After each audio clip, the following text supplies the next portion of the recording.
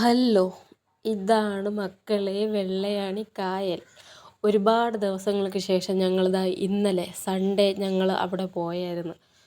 സത്യം പറഞ്ഞാൽ യൂട്യൂബ് തുടങ്ങിയതിന് ശേഷം വീഡിയോ എടുക്കാനായിട്ട് ഇന്ന് വരെ ഒരിടത്തും പോയിട്ടില്ല. അതിന് മുമ്പ് വരെ കറങ്ങിക്കൊണ്ടിരുന്ന ഞങ്ങൾ യൂട്യൂബ് തുടങ്ങിയതിന് ശേഷം വീട്ടിൽ തന്നെ വീട്ടിൽ തന്നെ. അങ്ങനെ ഒരുപാട് നാളുകൾക്ക് ശേഷം ഞങ്ങളിതാ വെള്ളയാണി കായൽ കാണാനായിട്ട് എത്തിയിരിക്കുന്നു. അവിടെ ഒന്നുമില്ല, ഫുള്ള് വെള്ളത്തിന് മുകളിൽ വരെ ഫുള്ള് പുല്ല് കയറി നിമന്ന് കിടക്കുന്നു. ഭയങ്കര കാറ്റായിരുന്നു. ഭയങ്കര കാറ്റായിരുന്നു. കണ്ട ആയിഷിൻ്റെ കഴുത്തൊക്കെ പിടിച്ച് തിരിക്കണത് വേറെ ഒന്നിനുമല്ല, ഫോട്ടോ എടുക്കാൻ വേണ്ടി മക്കളെ ഇങ്ങനെ നിന്നിട്ട് കഴുത്ത് മാത്രം അങ്ങോട്ട് ചരിയെന്ന് പറഞ്ഞു. അവൻ ഫുള്ള് ഉടലോടെ ചരിഞ്ഞു. അതിൻ്റെ ഇടയ്ക്ക് കണ്ട ചൂണ്ടയും കൊണ്ട് മീൻ പിടിക്കുന്ന ടീം പോയത്. ഇവിടെയൊക്കെ ശരിക്കും വെള്ളമായിരുന്നേണ് സംഭവം. ഇവിടെ പുല്ല് ഭയങ്കരമായിട്ട് കയറി കിടക്കണം. കണ്ട വെള്ളം ഏത് പുല്ലേത് തറ ഏതെന്ന് അറിയാൻ പറ്റാത്ത അവസ്ഥ. ഇപ്പുറത്തെ സൈഡ് കൃഷി ചെയ്തിരുന്ന സ്ഥലമുണ്ടല്ലോ, അവിടെ ഒരു കൃഷിയില്ല, ഇപ്പോൾ ഒന്നുമില്ല. ഇത് കുറച്ചും കൂടി ഫ്രണ്ടിലോട്ട് വന്നപ്പോൾ അവിടെ ഒരു കുടിലുണ്ടായിരുന്നു അങ്ങേയറ്റം.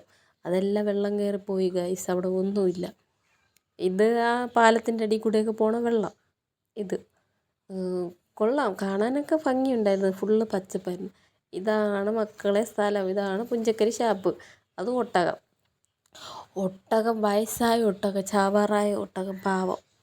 അങ്ങനെ ഞങ്ങൾ ഫുഡ് കഴിക്കാനായിട്ട് ഇതിനകത്ത് കയറി.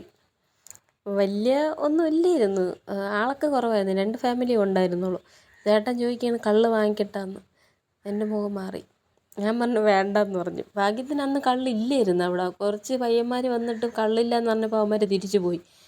അങ്ങനെ ഞങ്ങൾ തലക്കറി വാങ്ങിച്ചു. ഈ തലക്കറിക്ക് കൊടുക്കണം 350 രൂപ. ഇത് ചെറിയ തലയായിട്ട് എനിക്ക് തോന്നി. അവിടെ അല്ലെങ്കിൽ നല്ല വലിയ തലയാണ്.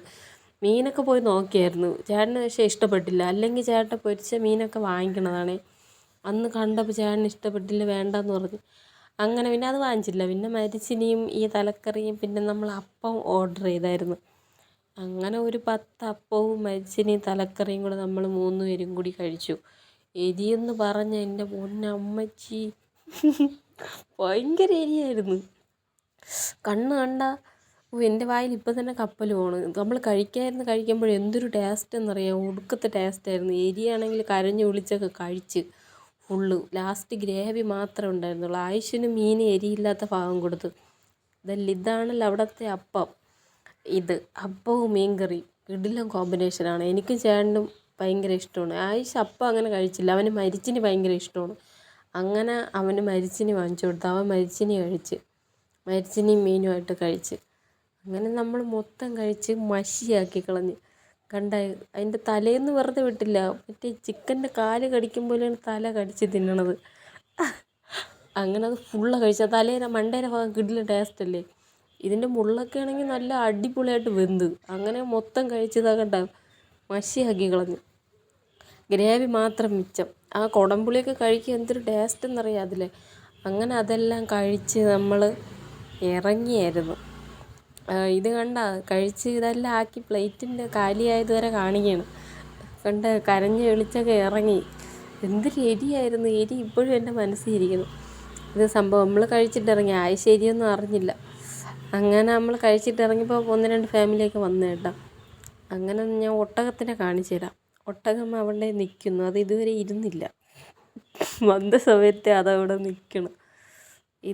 ഞാൻ കാണിച്ചു തരാം. എവിടെ ഒട്ടകം? ഞങ്ങൾ ഒട്ടകത്തിനെയും കണ്ട് ബൈ ബൈ പറഞ്ഞ് അവിടെ നിന്ന് ഇറങ്ങി ഗൈസ്. ഇടയ്ക്കൊക്കെ പോകണം. ഇങ്ങനെയൊക്കെ ഒരു എൻജോയ്മെൻ്റ് ഉണ്ടെങ്കിൽ ലൈഫ് അടിപൊളിയാവുള്ളൂ.